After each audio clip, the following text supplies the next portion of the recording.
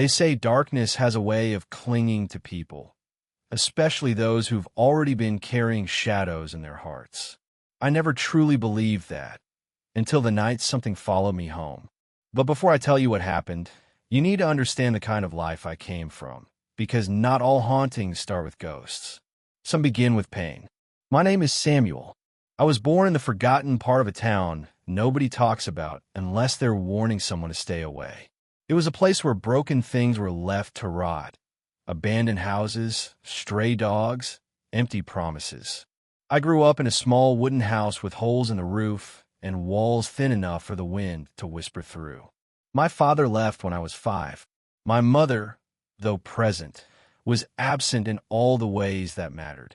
She worked too much, slept too little, and barely looked at me unless something broke. By the time I turned 15, I had already learned how to survive without asking for help. Rejection became familiar, like the chill of early morning. I was the boy with torn slippers, the one people avoided at school. Not because I was mean, but because I was invisible. People only saw me when they needed someone to blame for a missing coin or a broken window. But through it all, I had one person who made the heaviness bearable, Kaloe. Kaloe was the only light I had. He was loud, funny, always carrying a piece of bread in his hand like he was afraid of getting hungry. We'd known each other since we were kids. He lived 2 blocks away, and we spent countless afternoons sitting on the sidewalk, talking about dreams we knew would never happen. He wanted to be a DJ. I just wanted to get out. One humid evening, we were sitting under the huge acacia tree near the old elementary school. The sun had just dipped behind the rooftops, and the cicadas had started their nightly song. Kaloe was telling a joke, something about a ghost marrying a fish. I don't remember exactly, but before he could finish, I saw something. A shadow, just a flicker, something standing at the edge of the tree line near the old gymnasium. I blinked, thinking it was my eyes playing tricks on me, but it was still there. Still, watching, not moving like a person, but not floating either. Just wrong. Do you see that? I asked, my voice quieter than I expected. Kaloe looked. See what? There's nothing there.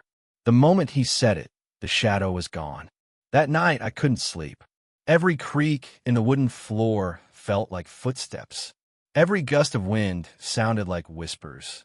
I told myself it was just stress. Maybe I was tired. But deep down, something was shifting. I could feel it. The next few days were strange. Birds started gathering on our rooftop at odd hours. My mother, who never remembered anything I told her, asked me twice in one day if I had opened the back door during the night. I hadn't. In fact, I'd started locking my bedroom door too, which I'd never done before. Then there was the dream. It came 3 nights in a row. In the dream, I was standing inside an unfamiliar house. Everything was old, crumbling. The windows were covered in dust, the air thick like I was underwater.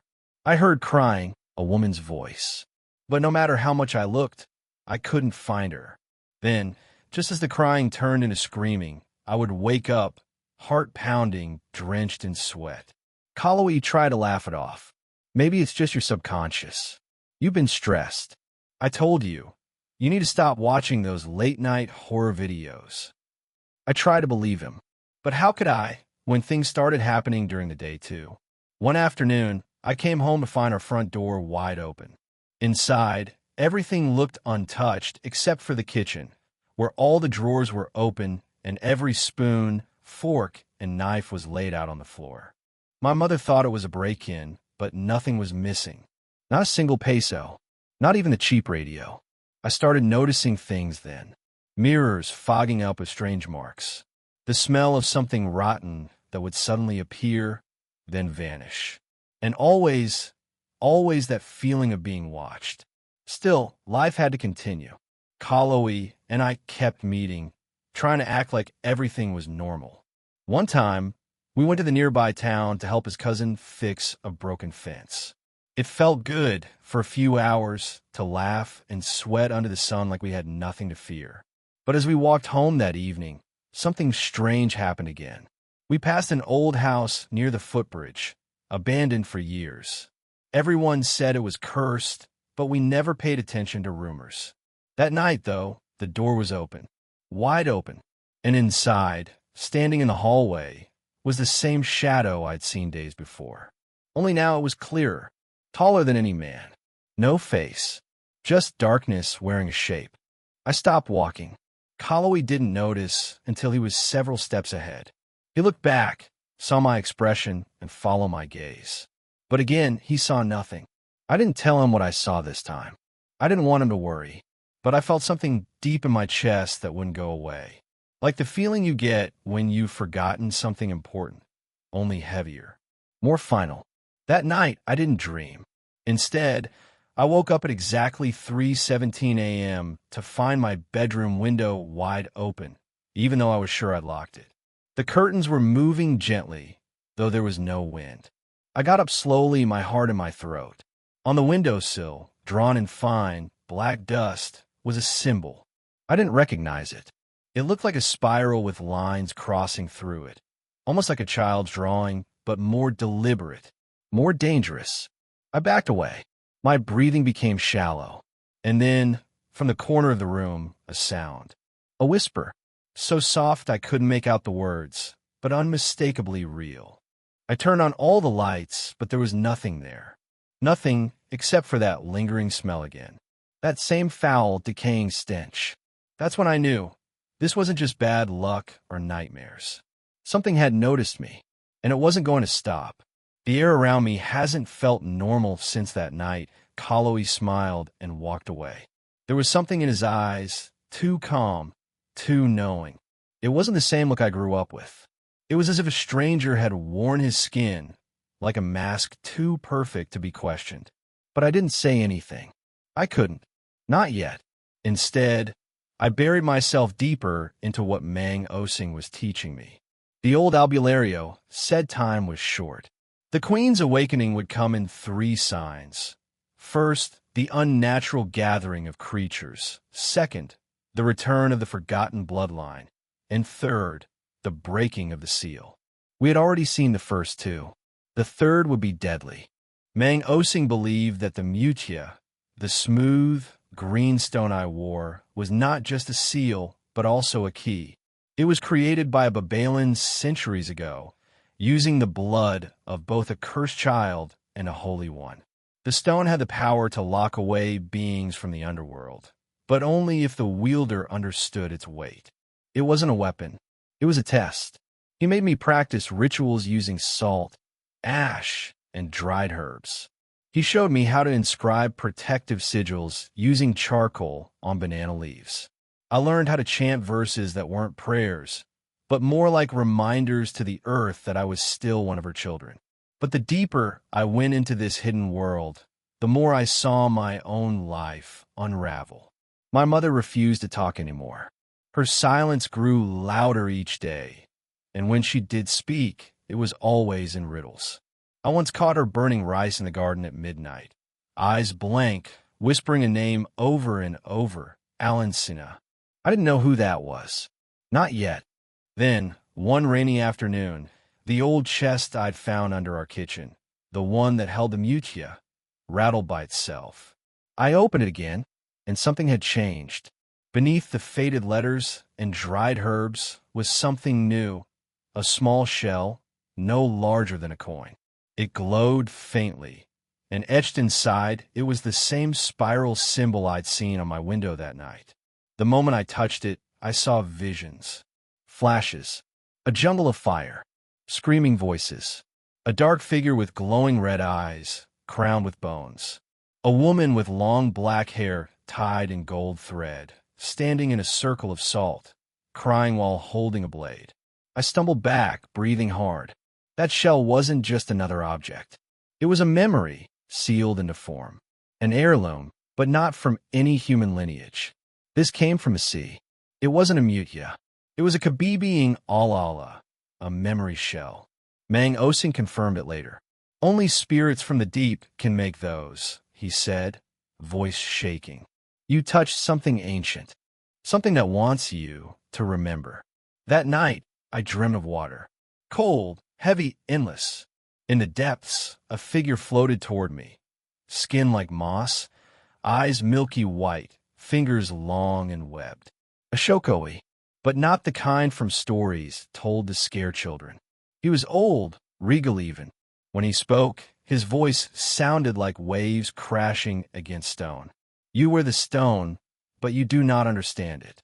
Your blood was bound to mine long before your mother was born. You are not just a seal bearer. You are a descendant of those who walk between land and sea. I wanted to ask what that meant, but he raised one hand, and in his palm was the same spiral symbol. The Aswang Queen seeks to wake. Her name is Alancina, and if she returns, the land will bleed. The mutia you carry is cracked. Only the shell can guide you now. When I woke, the Kabibi was glowing. That morning, the house felt colder. My mother wouldn't come out of her room. The neighbors had gathered outside, murmuring about another stray dog found gutted in the alley. No blood, no prints, just like the others. And Kalawi, he stopped coming around. When I tried to visit him, his mother said he was sick, locked in his room, feverish, talking to people who weren't there. I stood outside his window, whispering his name, but all I heard in return was a voice that didn't sound like him. It said, "Too late, Samuel. You were always too late." That night, I returned to Mang Osing. I showed him the Kabibi. The glow had faded, but the spiral remained. He took a long look, then said, "There's one more who can help. But he doesn't walk among men anymore. He lives in the forest. They call him Tadi Apalaki.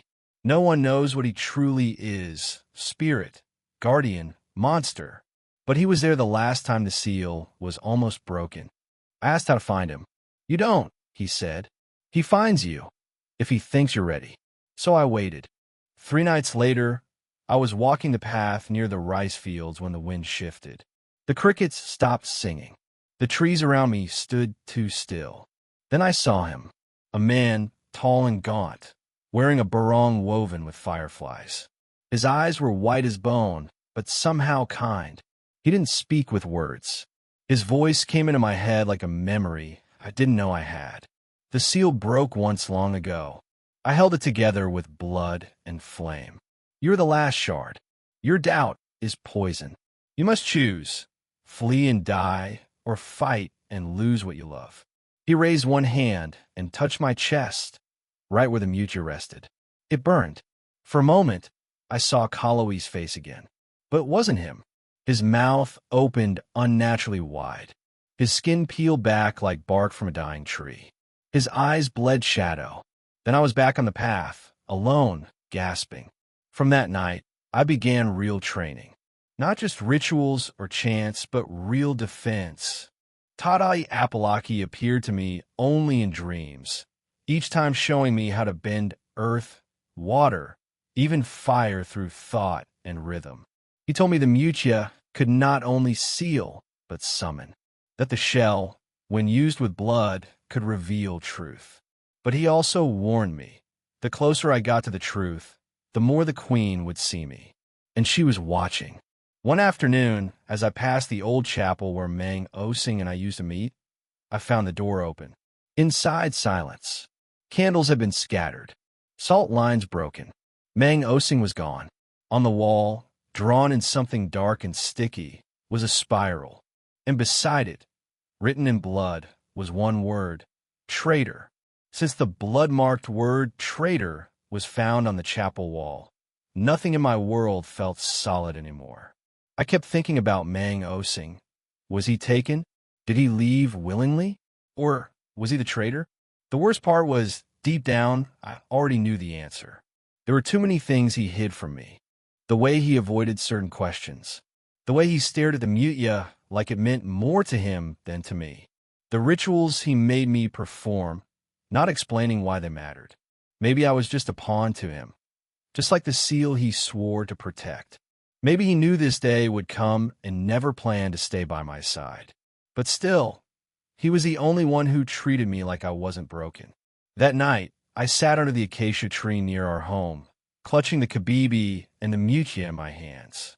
Both were quiet now. No glow, no hum, just cold stone and shell. The silence around me was loud. and inside my chest, even louder. What if all of this was never meant for me? I wasn't strong. I wasn't brave.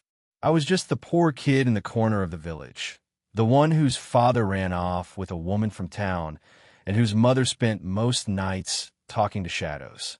Nobody ever looked at me and saw a savior. Not even me. But here I was, and I couldn't walk away. Not when I knew something darker was coming. I remembered what Tada Yapalaki told me in the dream. You must choose, flee and die, or fight and lose what you love. What did I love? My home, my mother, Kalawi. Kalawi. The memory of his voice, the one from behind the closed window, still haunted me. That wasn't his voice. That wasn't him. But maybe he was still in there, somewhere. I had to believe that. Because if I couldn't save Kalawi, what was the point of saving anyone? The next few days blurred. I stopped sleeping. I started walking farther from the village. At first, it was just to clear my mind. But soon I realized something was pulling me. A whisper in the trees. A shadow behind reflections. A low, humming sound I couldn't explain. That's when I saw them. One evening, just past the rice fields, I spotted a group of people standing in the middle of the irrigation canal. Still, silent. Their skin looked gray under the fading sun. Their heads were tilted slightly up, like they were sniffing the wind. But their eyes were empty, hollow, aswangs, not fully transformed, still wearing human shapes, but wrong in every other way. They didn't move when I crept closer, hiding behind the grass. But one of them, tall, lean, wearing a white undershirt with dried blood on the hem, slowly turned his head in my direction. Then, without blinking, he raised one hand and pointed at me. I ran. I don't even remember how I got back home. My feet were cut. My lungs burned. But I didn't stop, because I knew now they were hunting me. Not just me, the bloodline. That night, I confronted my mother. I placed the kabibi on the table and said, "You knew, didn't you?" She stared at it, then at me. Her voice was low. "Your grandfather wasn't a farmer. He was a Tagapangalaga of the Mutya. Before the war, before the forests were cut down, our family was sworn to the seal. But we failed. One of us tried to steal its power. And because of that, the queen stirred in her sleep." "Who was it?" I asked, barely breathing. She looked away. "My brother. Your uncle. Mang O Sing." It felt like the air left the room. I stood there, numb, as pieces of the puzzle slammed into place. The way he flinched when I asked about the past, the spiral, the warnings, the disappearance. He had been hiding from the very thing he once protected. And now, he had returned to her. "Why didn't you tell me?" I asked, voice cracking. Her eyes filled with tears. "Because I didn't want you to carry this curse. You were just a boy, my boy. But I wasn't anymore, and the curse was already mine." In the days that followed, small things started happening. The animals in the village grew restless. Chickens stopped laying eggs. Dogs howled at nothing. A baby went missing. No tracks, no signs, just gone. The spiral symbol appeared again, this time on the well. I knew then the seal was breaking. I tried to warn the others, but they laughed. Some cursed me. Others avoided me entirely. They thought I was losing my mind, just like my mother. Except for one person, Lena, a classmate from before I dropped out. Quiet, kind, always carrying her rosary like a shield. She came to me one evening with a candle and a small pouch of herbs. "I don't know what's happening," she said, "but I believe you. My Lola saw shadows in her dreams. She said something's returning. Something old." We sat in silence after that, the flame between us the only light in the room. I told her everything. When I was done, she took my hand and placed something inside it. A tiny wooden cross, carved with the same spiral. "My Lola gave this to me when I was 5, she said. She told me to keep it safe. Said one day, I'd meet someone who needed it more than me." It pulsed slightly in my hand. Warm. Another piece. Another sign. That night, I dreamed of fire. Trees burning. A woman with golden hair standing in the middle of a circle of Aswangs. They bowed to her, but her eyes were on me. She smiled, then whispered, You carry our shame in your blood. I woke up sweating, the spiral cross hot in my hand. It was time. I returned to the chapel ruins. The blood had dried. The scent was gone. But beneath the altar, I found something buried, wrapped in cloth, old and heavy. It was a dagger. Bronze, inscribed with names I didn't recognize. The hilt held a broken piece of shell, the same shell as the Kabibi. This was the weapon that once sealed the queen, and now it was mine. I didn't know what to do. I was scared, tired, angry, but mostly I felt alone. I sat on the chapel floor, holding the dagger, and whispered, "I'm not ready." The wind stirred. Then a voice behind me said, "No one ever is." I turned. There, half-shadowed by the moonlight, stood Kaloe. Only this time, his smile wasn't his own. I couldn't move. Kaloe stood there, but his eyes weren't his. There was something behind them, something watching me, waiting. His smile was cold, not the mischievous grin I knew. It stretched too wide. My chest tightened. The dagger in my hand grew heavy. For a few seconds, we just stared at each other. Wind rustled the leaves above us. The broken chapel felt like it was holding its breath. Then he spoke, but it wasn't his voice. "You're too late," it said. "The queen wakes, and the blood of the guardian has already betrayed the seal." I stood slowly, not breaking eye contact. "Kaloe, if you're still in there, fight it." His head tilted. A flicker, just a small twitch in his hand. Then he screamed. A sharp, animal cry. Not human. He dropped to his knees, clutching his head. The air turned thick like breathing through wet cloth. Shadows danced around him. I ran, not because I was scared of him, but because I needed time. Time to think. Time to understand. Time to prepare. Lena was waiting by the abandoned granary. She had drawn symbols on the floor, old ones from her grandmother's notebook. The mutia and the spiral cross sat in the center, glowing faintly. She saw my face and stood. "He's gone." "No," I said, panting. "Worse. He's still there, but something's inside him." Lena's hands trembled. "We don't have much time, do we?" I shook my head. All around the village, the signs were clearer now. Chickens were found gutted, their organs rearranged in spirals. Pregnant women reported hearing whispering under their windows. At night, fog thickened unnaturally, clinging to doors, slipping under cracks like it was alive. And the worst? The sky. Even during the day, it looked bruised. The sun struggled to break through. Birds flew low, circling like vultures. The queen's influence was leaking into the world. We didn't know when exactly she would rise, but it was soon. And once she did, there'd be no stopping her. Mang Osing's betrayal had accelerated everything. He was once the guardian. Now, he served the enemy, and I was the only one left. That night, Lena and I made our way to the lake at the edge of the forest. It was sacred once, where the old guardians trained. Now it was quiet, too quiet. Even the frogs were gone. We kneeled by the water. She placed the spiral cross in my palm and wrapped her fingers over mine. "This is where you must begin," she whispered. The mutia glowed in the pouch. I took it out and dropped it in the lake. For a moment, nothing happened. Then the water rippled outward in perfect circles. From the center, a light rose, soft, green-blue, like moonlight underwater. And then a figure emerged. A woman, or maybe a spirit. Her hair floated like seaweed. Her skin shimmered with scales. Eyes deep and ancient. She was part Shokoi, part something else, something older. "You have awakened the Mutia's core," she said, voice echoing like waves in a shell. "You have the blood, the blade, and the bond. But you lack belief." I lower my eyes. "I don't know if I can do this." She touched my forehead. A pulse of heat spread through me. "You will. But first, you must understand your burden." Images rushed into my head, memories that weren't mine. A temple buried in a mountain.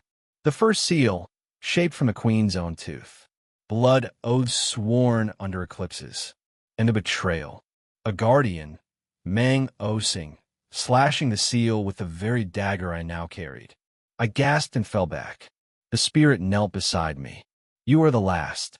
You must restore the balance or watch everything fall. Then she gave me something, a piece of broken armor, etched with my family crest. This was your grandfather's. Let it remind you that even when broken, a protector must stand. The spirit faded into the water, and the light vanished. I looked at Lena. She nodded. No words, just shared fear and courage. The next day, we returned to the village. We knew the enemy would come soon. The fog was thicker, the air colder. We had to prepare. We gathered what we could: salt, herbs, blessed oil, wood from the old sandal tree. We carved symbols on doors, drew spirals in ashes, lit candles that never flickered, even in the wind. Some villagers noticed. They watched us from behind curtains, still afraid, still silent. But a few joined us. The old midwife brought her sacred beads. A farmer gave us a rooster feather-tied with his family's prayers. A blind child offered a lullaby she said kept nightmares away. Each gift, each gesture, wove into our shield. But I still felt the weight. Kalawi, I dreamt of him again, standing in the field, wearing the same bloodied shirt. But this time he cried. I didn't ask for this, he said. I tried to fight. I reached out, but something yanked him back, dark tendrils dragging him into the earth. I woke screaming.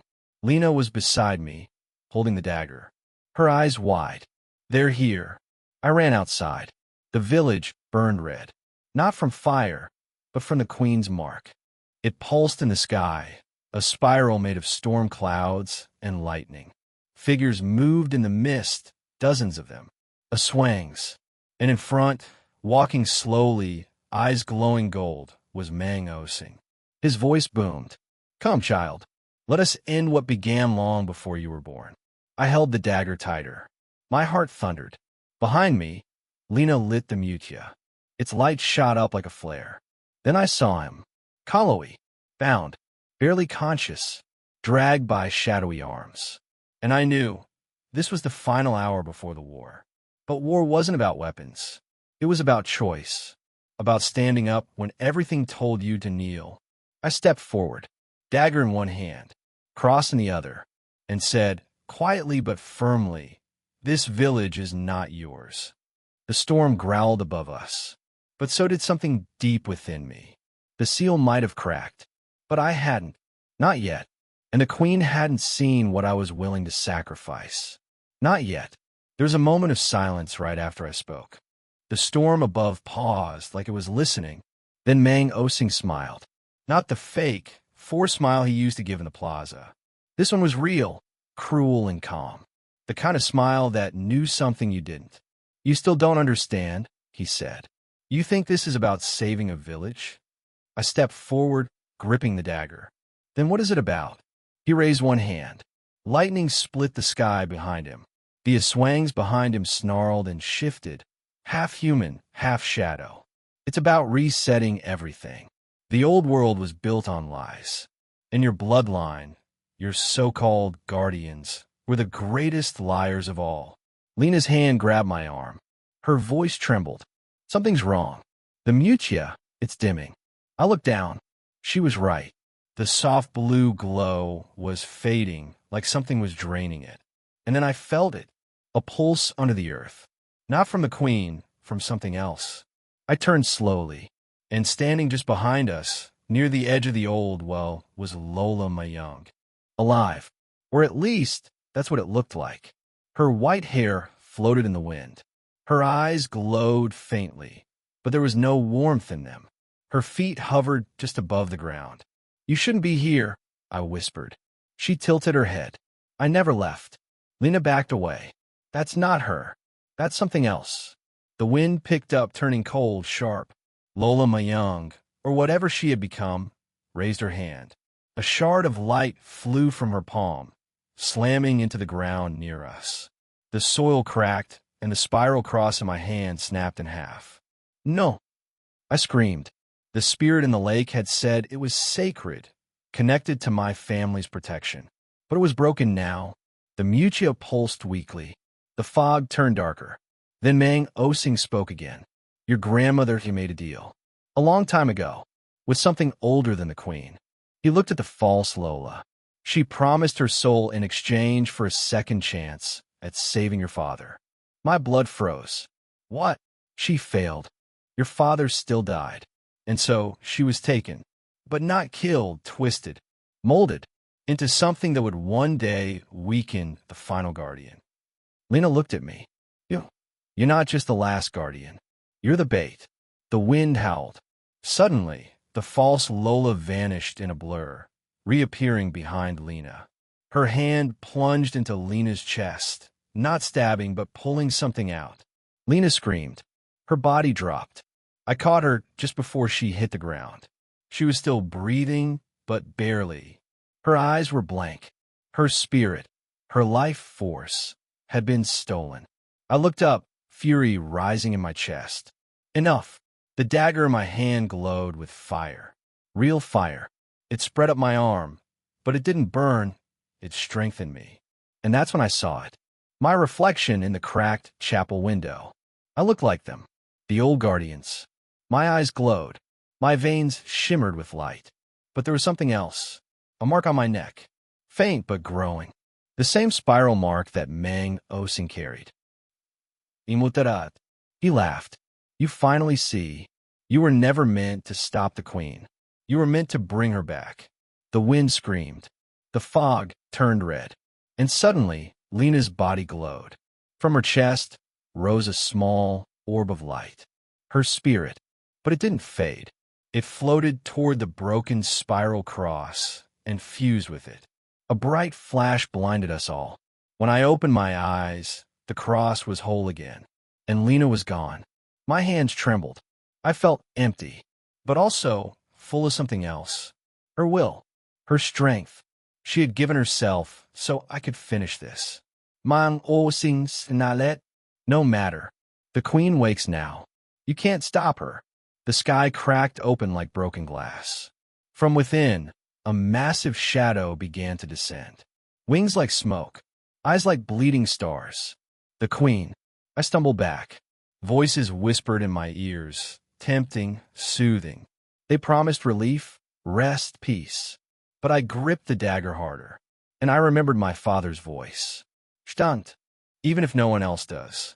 I turned to the chapel ruins and saw carvings I hadn't noticed before. They glowed faintly. Symbols. Prayers. One of them matched the shape of the spiral cross. I ran, placed the cross into the carving. The ground shook. A deep hum echoed beneath us. The earth split open slightly, revealing a stairway down. A last sanctuary, or a final trap. Either way, I had to go. The queen's shadow neared. Mang Osing screamed something I didn't understand. The false Lola cracked like glass and scattered into ash. And I descended into the unknown. Beneath the chapel, a cavern stretched wide and deep. Old roots twisted through the ceiling. At the center, a pedestal. On it, a Kabibi shell. It pulsed with power. I reached out, and a voice echoed all around me. You can still turn back. I shook my head. Already lost too much. I'm finishing this. The Kabibi opened. Inside, another Mutia. Brighter. Cracked in the center. It whispered, to restore the world, one must break it further first. I heard screams above. The queen was nearly here. I took the Mutia, felt my body shift. Heat, light, memories, everything at once. And then darkness. I stepped deeper into the chamber beneath the ruined chapel, the Kabibi pulsing in my hand like a living heartbeat. Above me, the sky had already cracked open, red clouds swirling, the queen's silhouette tearing through the veil between our world and hers. The Mutia I now carried was heavier than it looked, not in weight, but in presence. I could feel it moving through me, searching my soul, measuring if I was truly ready. You're not supposed to survive this. A voice whispered from the shadows of the cavern. Mang Osing. He stood near the pedestal where I had found the Mutia, his form no longer fully human. His skin glistened with dark scales. His teeth were longer, sharper. He wasn't pretending anymore. I was never meant to win, I said. but I won't let you break what's left of this world. He moved like lightning, slashing through the air with black claws. I barely dodged, feeling the wind sting my cheek. You think you're the hero? He spat. You're the last mistake of a dying bloodline. That shell, he pointed at the Kabibi, was meant to be mine. I didn't answer. I focused. The carvings on the pedestal began to glow faintly, reacting to the Kabibi in my hand. I stepped back into the center of the symbols, drawing their power around me. The queen's arrival was close now. Her voice bled into the air, low, beautiful, terrifying. Open the vessel, she sang. Bring me home.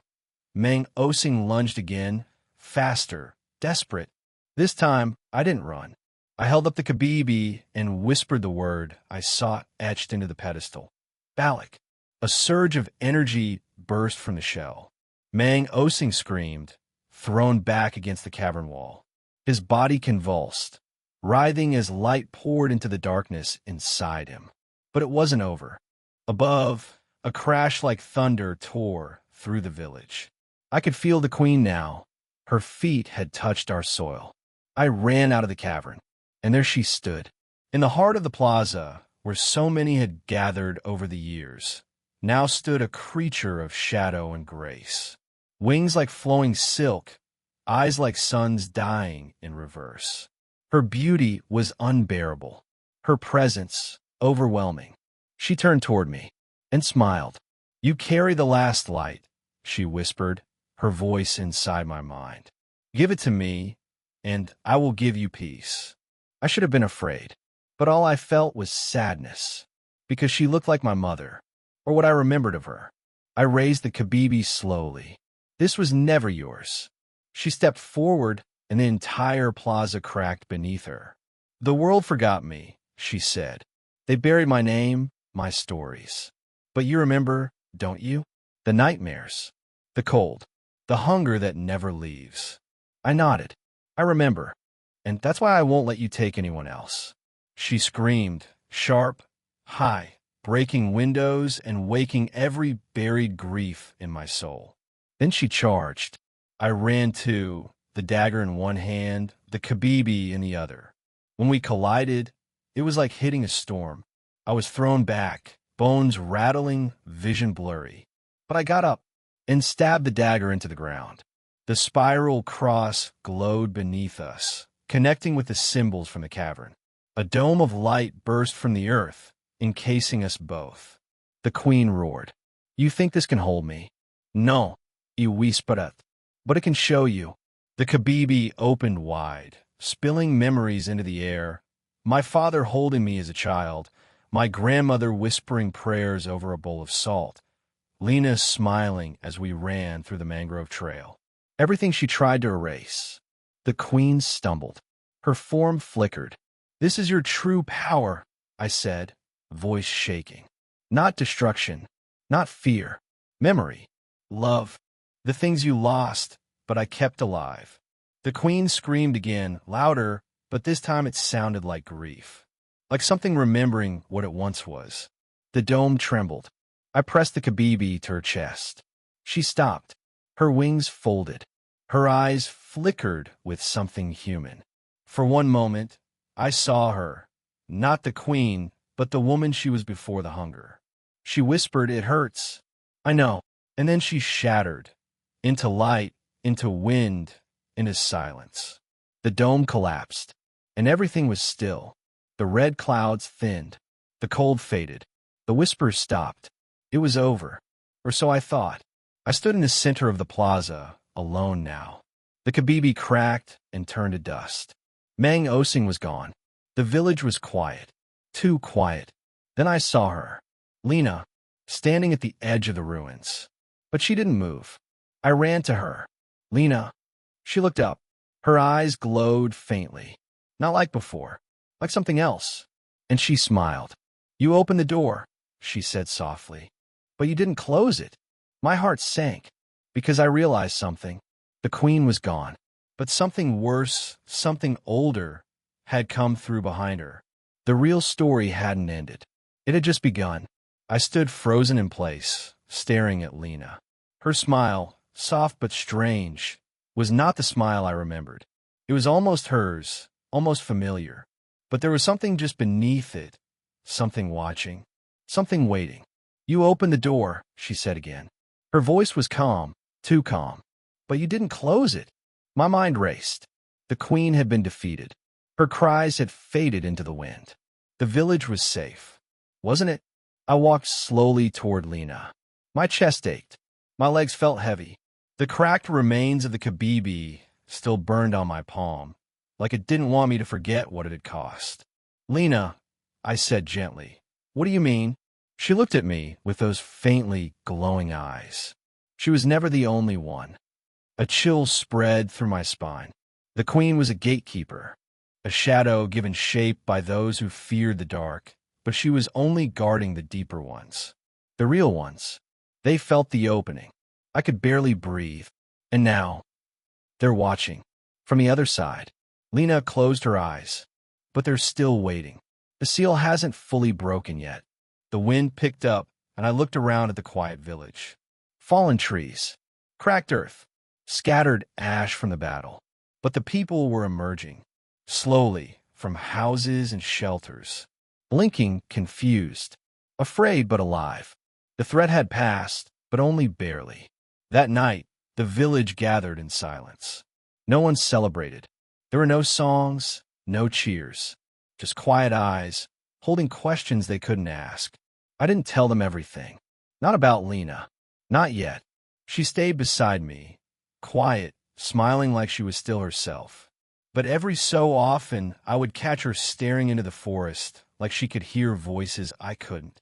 And I remembered what Mang Osing had said. "You're the last mistake of a dying bloodline."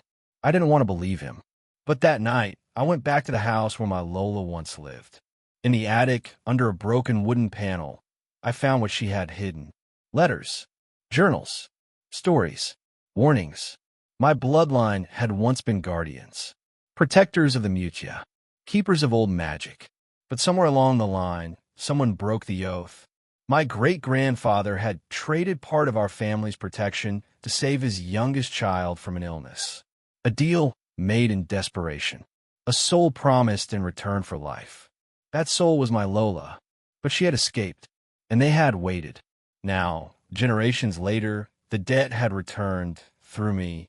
I sat in the silence of that dusty room, reading through trembling hands.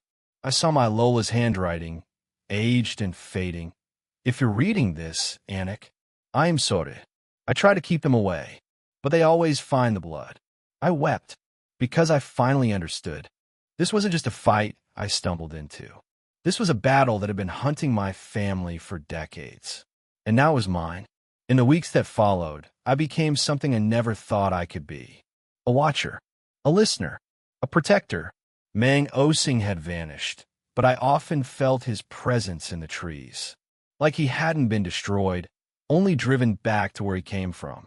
The albulario who once warned my Lola appeared in my dreams now. He showed me how to mix the old oils, how to mark doorways, how to listen to the wind's warnings. Every lesson came with pain, but also strength. And Lena? She changed.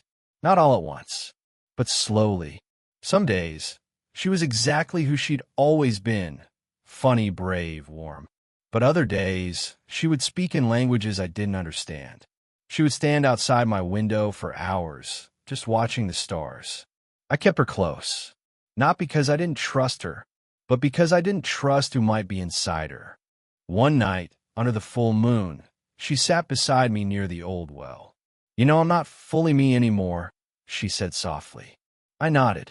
"I know, but you still saved me." I looked at her, heart heavy. "Because part of you is still worth saving." She smiled. And then she cried.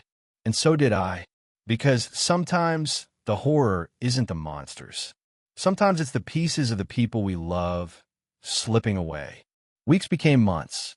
The village healed slowly. Crops returned. Laughter crept back into the streets. But the people had changed. They looked over their shoulders more. They lit candles even on full moons.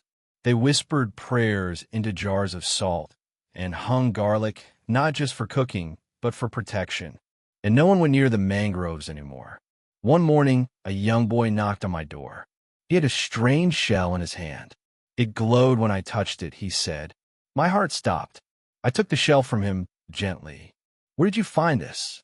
By the water. The same spot where you found your magic. I didn't correct him.